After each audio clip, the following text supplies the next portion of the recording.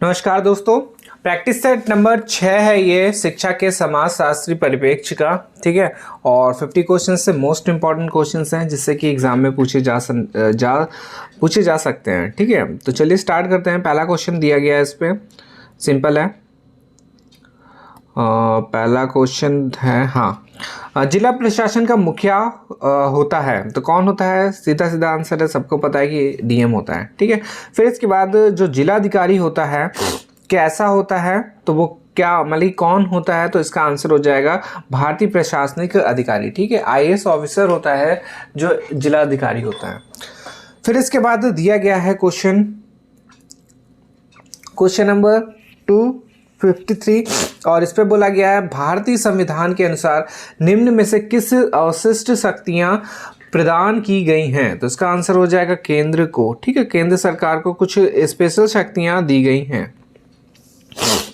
फिर इसके बाद क्वेश्चन नंबर 254 है और इस पे बोला गया है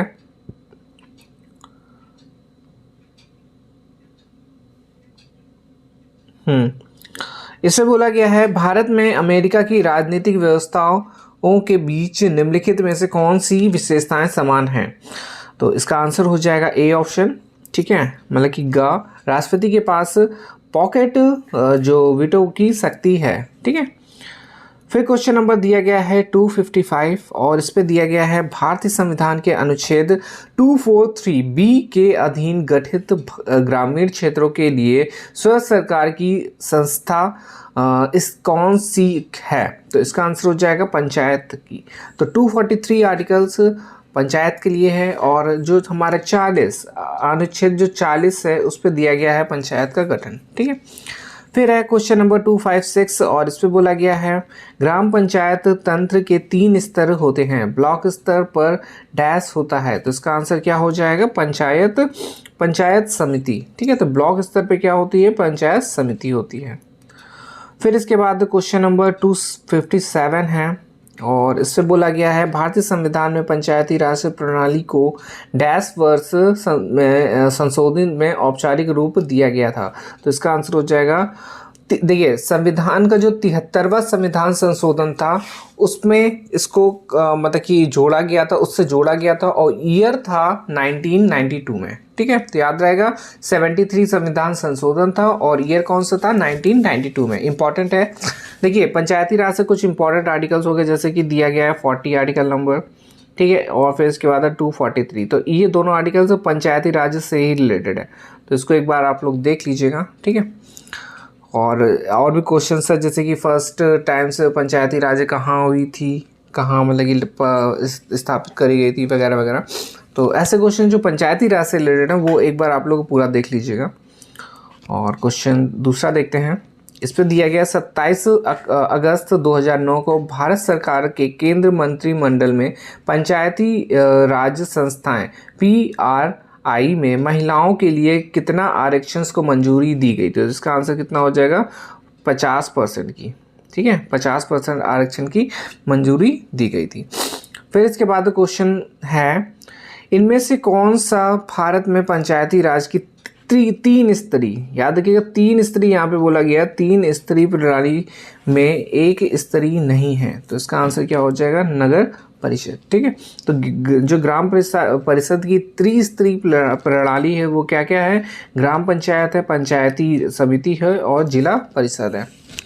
फिर है वर्ष 2008 में पंचायती राज का कौन सी सालगिरह मनाई गई थी? तो इसका आंसर हो जाएगा 25वीं सालगिरह। ठीक है, फिर नेक्स्ट है क्वेश्चन नंबर 261 और इस पे दिया गया है भारत में महिलाओं के लिए आरक्षण उपलब्ध है पंचायत राज निकायों में। फिर है जिलाधिकारी जिले का शासन चलाता है। तो इसका आंसर हो जाएगा डी ऑप्शन से, जिले के समस्त अधिकारियों की सहायता से। ठीक है, तो जैसे हमारा सेंट्रल में होता है और स्टेट में होता है, वैसे ही हमारा किस पे होता है? जिले में भी होता है। जैसे कि ये जिला मान लिया, ठीक है, ये हमारा डीएम हो गया। अब डीएम के अंडर काफ़ी ब्रांचेस हो जाएंगी, ब्रांचेस या वो कुछ भी मान सकते हैं इस पर, उसके अधिकारी होंगे, फिर उसके अंदर और पार्ट्स होंगे। ठीक है, तो ऐसे एक ये ब्रांच टाइप में बन जाती है। और फिर जो मेन होता है डीएम जिले का अधिकारी जो होता है वो ऐसे सबसे ज़्यादा मतलब कि बड़ा होता है, कौन होता है? वो जिला अधिकारी होता है। ठीक है, फिर इसके बाद क्वेश्चन 263 है, इस पे दिया गया है जिला प्रशासन के कार्यों में शामिल हैं, तो इसका आंसर हो जाएगा ये सभी। ठीक है, तो जिला प्रशासन कार्य में ये सभी शामिल हैं, और क्या क्या है वो देख लेते हैं। जिले में शांति व्यवस्था बनाए रखना, ठीक है, जिला अधिकारी का काम क्या होता है, शांति व्यवस्था बनाए रखना। फिर नेक्स्ट है भूमि व्यवस्था, जैसी भूमि माप, खसरा, खतौनी का रख रखाव व लगान की वसूली करना। फिर नेक्स्ट दिया गया है नागरिक सुविधा व सभी को विकास के समान अवसर उपलब्ध कराना। ठीक है, तो ये किसका काम है, डीएम का ही काम है। वो डीएम अपने नीचे वाले स्तर में जो भी अधिकारी होगा उससे बोलेगा। ठीक है, और पूरा रिलेटेड जितना भी चीज़ें हैं जो जनता के लिए मतलब कि अच्छे से अच्छा काम कर सके, वो सारा क्या है, डीएम के अंतर्गत आता है। फिर इसके बाद क्वेश्चन दिया गया जिले में प्राथमिक शिक्षा की व्यवस्था करते हैं, तो इसका आंसर हो जाएगा जिला बेसिक शिक्षा अधिकारी। ठीक,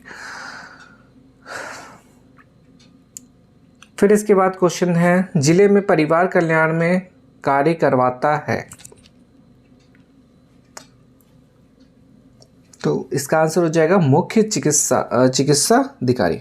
ठीक है, फिर है जिले में माध्यमिक विद्यालयों की व्यवस्था देख रेख करता है, तो इसका आंसर हो जाएगा बेसिक शिक्षा अधिकारी। फिर है जिला न्यायालय का प्रमुख होता है, तो इसका आंसर है न्यायाधीश। और फिर भारत में जिला प्रशासन की व्यवस्था में कलेक्टर का पद किस वर्ष सृजित किया गया था, तो इसका आंसर हो जाएगा सी ऑप्शन से 1772 में। फिर दिया गया है जिला स्तर पर राज्य सरकार की आंख, कान और भावों का कार्य करता है, तो इसका आंसर है जिलाधिकारी। फिर है क्या संविधान के अंतर्गत भारतीय संघ के राज्य विदेशी ऋण लेने की शक्ति रखते हैं, तो इसका आंसर हो जाएगा नहीं। ठीक है, फिर है सरकारी आयोग का मुख्य उद्देश्य क्या है, तो इसका आंसर है केंद्र राज्य संबंध। फिर है किस याचिका के अंतर्गत न्यायालय, अवर न्यायालय या किसी अन्य अधिकारी के समक्ष लंबित किसी मामले को उच्चतर से प्राधिकारी या न्यायालय में स्थानांतरित करने का आदेश देता है, तो इसका आंसर हो जाएगा उत्प्रेषण। फिर है किसी व्यक्ति को सुप्रीम कोर्ट के एक न्यायाधीश के रूप में नियुक्ति के लिए योग्य नहीं माना जाएगा जब तक वह कम से कम, तो इसका आंसर हो जाएगा 10 वर्ष। ठीक है, तो 10 वर्ष के लिए उच्चतम न्यायालय या 2 या 2 से अधिक ऐसी अदालतों का उत्तरवर्तन में वकील रहा हो। ठीक है, अगर हाई कोर्ट है तो 10 साल, बाकी फिर 2-3 जो अदालतें होती हैं उस पर काम किया हो। फिर इसके बाद सर्वोच्च न्यायालय के न्यायाधीश पद पर नियुक्ति के पात्र बनने के लिए किसी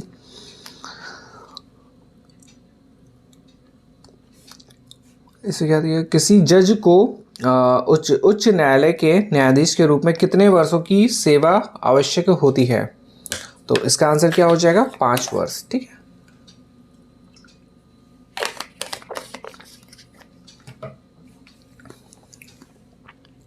फिर है नेक्स्ट क्वेश्चन राज्य मन्नार्ज समिति का सुझाव था, तो इसका आंसर हो जाएगा ए और बी दोनों सही हैं।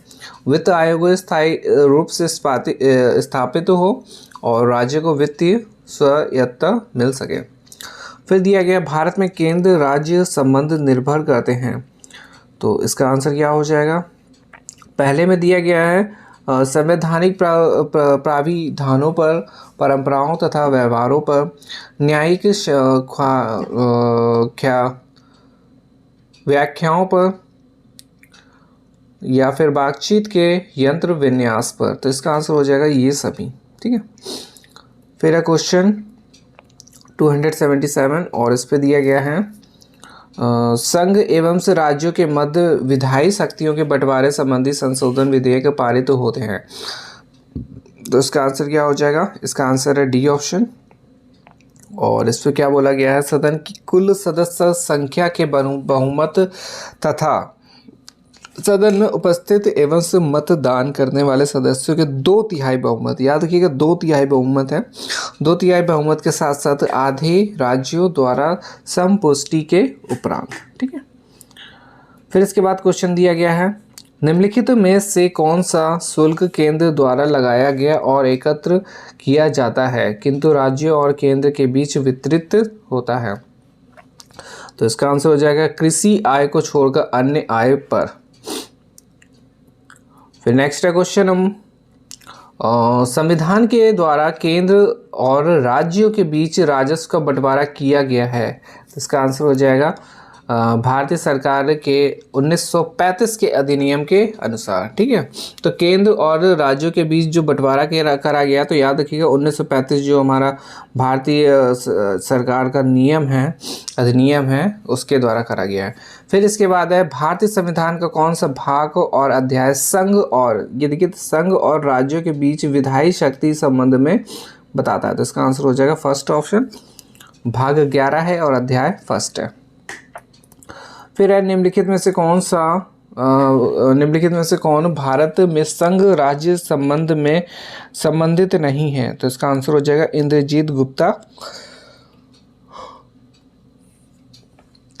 इंद्रजीत गुप्ता समिति है। ठीक है, और फिर दिया गया है सरकारिया आयोग गठित हुआ था समीक्षा करने के लिए। तो इसका आंसर हो जाएगा संघ और राज्यों के मध्य संबंधों की। ठीक है, फिर इसके बाद क्वेश्चन दिया गया है निम्नलिखित में से कौन सा सरकारिया आयोग की संतुष्टियों में सम्मिलित नहीं है? तो इस पे दिया गया है कौन सा सम्मिलित नहीं है, तो इसका आंसर हो जाएगा डी ऑप्शन से।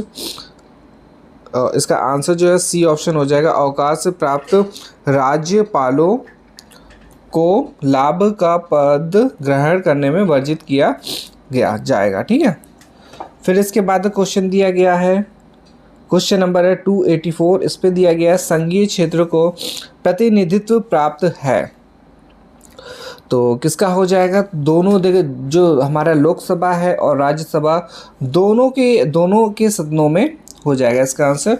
अब आर्टिकल अगर पूछा जाए तो लोकसभा का और राज्यसभा और संसद जो है, देखिए संसद किससे बनती है? पहले तो हो जाएगा लोकसभा, राज्यसभा और राष्ट्रपति से मिलके संसद बनती है। ठीक है, फिर इसके बाद क्वेश्चन है 285 और इस पे दिया गया है संघीय व्यवस्था में किस संस्था को संविधान का संतुलित चक्र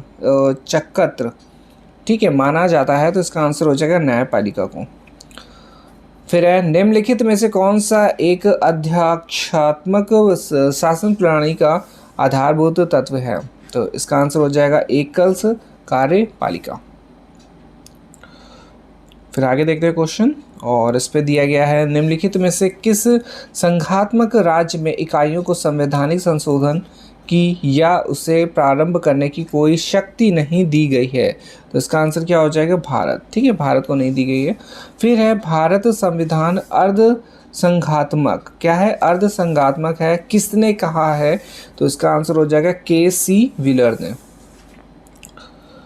फिर क्वेश्चन 289 है और इसमें बोला गया है भारतीय संविधान निर्माताओं द्वारा संघीय ढांचा अपनाने का एक कारण यह है कि इसे देश में जाति धर्म भाषा की भिन्नता के कारण स्वीकारा गया।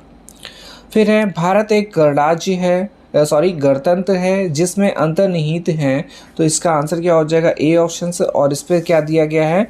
राज्य का अध्यक्ष निर्वाचित होता है। ठीक है, राज्य का अध्यक्ष निर्वाचित होता है। फिर इसके बाद क्वेश्चन नंबर 291 है और इस पे है संघात्मक व्यवस्था में केंद्र और राज्यों के मध्य शक्तियों का विभाजन किसके द्वारा होता है? तो इसका आंसर हो जाएगा संविधान के द्वारा। फिर है लोकसभा में गुजरात राज्य की कितनी सीटें आवंटित हैं? तो इसका आंसर हो जाएगा 26। ठीक है, अब देखिए इसके लिए मैंने एक ट्रिक बनाई है कि लोकसभा जो लोकसभा की जो सीटें हैं पूरे राज्य में हमारे किसको कितनी सीटें मिली है, तो उसके लिए मैंने एक ट्रिक बनाई है, आप लोग उसको देख लीजिएगा, बहुत जल्दी ही याद हो जाएगी। बिल्कुल अलग अलग करके मैंने बनाया इसको, मतलब कि जैसे कि टॉप में कौन सी 5 हैं, ठीक है, और किसकी किसकी सेम है और किसकी बिल्कुल नीचे साइड वाली जैसे सिंगल की कहाँ क्या क्या सीट है। तो उसके लिए वैसे बहुत ईजी लगेगा, आप लोग एक बार देख लीजिएगा वीडियो। ठीक है, और फिर इसके बाद 293 क्वेश्चन नंबर है, और इसमें दिया गया भारतीय संसद में मंत्रिमंडल के विरुद्ध अविश्वास जो प्रस्ताव पेश करने के लिए न्यूनतम सांसदों के समर्थन की आवश्यकता होती है, तो इसका आंसर हो जाएगा 90। फिर है डैश को उत्तर प्रदेश के हिमालयी पहाड़ी क्षेत्र में उत्तराखंड नामक एक नया राज्य अस्तित्व में आया था, तो इसका आंसर हो जाएगा 9 नवंबर 2000 को। ठीक है, 9 नवंबर 2000 को। फिर है क्वेश्चन नंबर 295, और इस पे दिया गया भाषा के आधार पर राज्यों का पुनर्गठन किस वर्ष में किया गया था, तो इसका आंसर हो जाएगा डी ऑप्शंस 1956 में। फिर है त्रिपुरा को कब भारत के पूर्ण राज्य का दर्जा प्राप्त हुआ या दिया गया, तो इसका आंसर हो जाएगा वर्ष 1972 में। फिर है क्वेश्चन नंबर 297, और इस पे दिया गया है भारतीय और अमेरिकी संघवाद में जिस एक बिंदु पर समानता पाई जाती है वह है, तो इसका आंसर हो जाएगा केंद्र और राज्यों के बीच विवाद में सर्वोच्च न्यायालय विवाद निपटाता है। फिर आगे देखते हैं, और इस पे दिया गया है निम्नलिखित में से किन समितियों आयोग ने केंद्र राज्य संबंध के विषय में संस्तुतियां प्रस्तुत की, तो इसका आंसर हो जाएगा बी ऑप्शन। ठीक है, का और खा मतलब कि राज्य मन्ना समिति और सरकारिया समिति। फिर आगे देखते हैं, निम्नलिखित में से कौन सा सही है, तो इसका आंसर हो जाएगा उपयुक्त सभी। कार्यकारिणी का प्रमुख राष्ट्रपति होता है, राष्ट्रपति अपने मंत्रिपरिषद का चयन स्वयं करता है। ठीक है, सेकंड भी सही है। और थर्ड में क्या दिया गया है, राष्ट्रपति व्यवस्थापिका को भंग नहीं कर सकता है। ठीक है, डी ऑप्शन है इसका उपयुक्त सभी। और फिर लास्ट क्वेश्चन है आज का, इस पे दिया गया भारत का संघीय व्यवस्था किससे ली गई है, तो इसका आंसर हो जाएगा कनाडा से। ठीक है, तो ये हो गए हमारे 300 क्वेश्चंस, मतलब कि पार्ट 6 हम लोगों ने आज कंप्लीट करा है, पार्ट 6 कंप्लीट हो गए और टोटल हमारे हो गए 300 क्वेश्चंस। ठीक है, सोशियोलॉजी के। तो आज हम लोग इतना ही रखेंगे, नेक्स्ट वीडियो में और इम्पोर्टेंट क्वेश्चंस के साथ मिलेंगे। चलिए ठीक है, धन्यवाद।